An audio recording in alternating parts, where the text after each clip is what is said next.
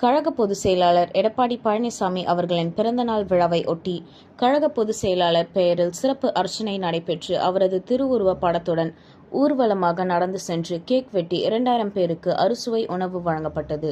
இதில் முன்னாள் அமைச்சரும் கழக மகளிர் அணி செயலாளருமான ப. வளர்மதி கலந்து கொண்டார். செங்கல்பட்டு மாவட்டம் பரங்கிமலை கிழக்கு ஒன்றியம் கோவிலம்பாக்கம் ஊராட்சி சார்பில் அதிமுக மாநில மாணவர் அணி துணை செயலாளரும் கோவிலம்பாக்கம் ஊராட்சி மன்ற துணைத் தலைவருமான மணிமாறன் தலைமையில் கழக பொதுச் செயலாளர் எடப்பாடி பழனிசாமி அவர்களின் பிறந்தநாள் விழாவை ஒட்டி கோவிலம்பாக்கத்தில் உள்ள சிவவிஷ்ணு கோவிலில் கழக பொதுச் செயலாளர் எடப்பாடி பழனிசாமி பெயரில் சிறப்பு அர்ச்சனை நடைபெற்றது.